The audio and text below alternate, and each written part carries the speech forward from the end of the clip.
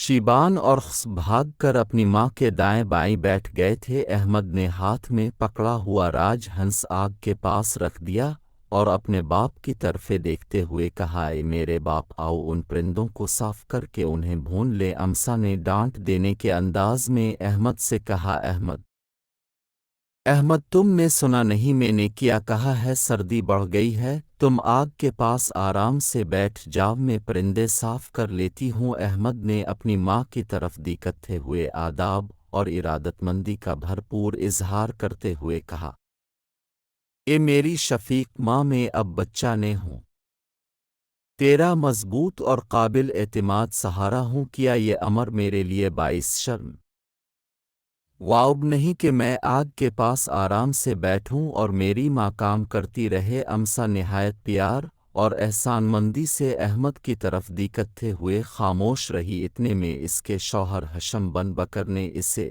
اور اس کے بھائی کو مخاطب کرتے ہوئے کہا، تم دونوں بہن بھائی نے یہ تو پوچھا ہی نہیں، یہ پرندے کس نے شکار کیے ہیں؟ امسا نے چونکتے ہوئے پوچھا، کس نے شکار کیے ہے؟ حشم بن بکر نے آگے بڑھ کر احمد کے سر پر پیار سے ہاتھ رکھتے ہوئے کہا، میرے بیٹے احمد نے، اور یہ انکشاف تمہارے لیے حیرت افزا ہوگا کہ میرے بیٹے نے ان 3 پرندوں کو اپنے صرف 3 تیروں سے شکار کیا، اس کا ایک نشانہ بھی خطا نہ گیا۔ میرا دل کہتا ہے ایک روز میرا یہ بیٹا کسی لشکر کا سالار، کم از کم بنو کنانا کا سردار ضرور بنے گا۔ احمد کے ماموں ہرسم بن لیس نے بلند آواز میں کہا، انشاءاللہ میرا بیٹا کسی لشکر کا سالار ضرور بنے گا۔ امسا کو ان باتوں سے اس قدر خوشی ہوئی کہ وہ اپنی جگہ سے اٹھی اور والہانہ انداز میں اس نے احمد کا چہرہ، آنکھیں اور پیشانی چومتے ہوئے اسے پکڑ کر اپنے ساتھ آگ کے پاس بٹھا لیا۔ حشم اور ہرسم دونوں مل کر تینوں پر ندوہے کو صاف کر کے بھوننے لگے تھے۔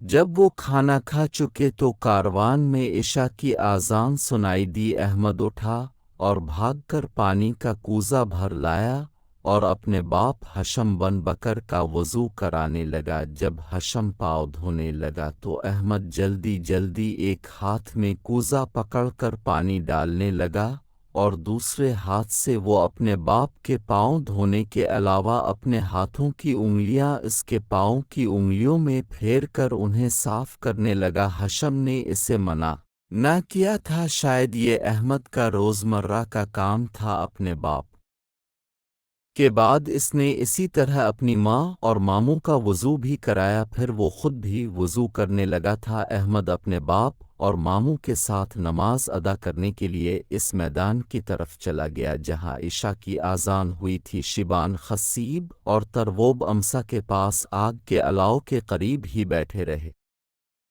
جب بنو کندا کے مسلمان کھلے میدان میں عشاء کی نماز ادا کر رہے تھے تو صحرا کی تاریکی کے اندر سے ان گنت سوار نمودار ہوئے۔ وہ سب اپنے چمکتے ہتھیاروں سے مسلح تھے۔ قریب آ کر وہ اپنے اونٹوں سے اترے، آدھے باجماعت نماز ادا کرنے والے بنو کندا کے مردوں پر حملہ آور ہوئے اور دوسرے آدھے خیموں پر ٹوٹ پڑے تھے۔ انہوں نے آن کی آن میں مسلمانوں کا قتل عام شروع کر دیا تھا۔ وہ طوفانی انداز میں حملہ آور ہوئے، بے شمار لوگوں کو زخمی کرنے کے علاوہ قتل کیا۔ سب خیموں کو انہوں نے لوٹ لیا اور قبیلے کے سارے بچوں کو اٹھا کر وہ تاریکی میں جس طرف سے آئے تھے اسی طرف روانہ ہو گئے تھے۔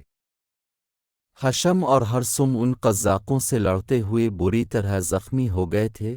جب وہ قزاق وہاں سے چلے گئے تو وہ دونوں احمد کے متعلق فکر مند ہوئے، کیونکہ احمد جو ان کے ساتھ ہی نماز ادا کر رہا تھا غائب تھا۔ دونوں زخمی ہونے کے باوجود دیوانہ دار ادھر ادھر بھاگتے ہوئے احمد کو تلاش کر رہے تھے۔ حشم بن بکر زور زور سے پکار رہا تھا، احمد، احمد، کہاں ہو میرے بیٹے؟ لیکن اسے کوئی جواب نہ ملا اور اس کی آواز صحرا کی کراہتی ہواؤں میں رچی سسکیوں میں تحلیل ہو کر رہ جاتی تھی۔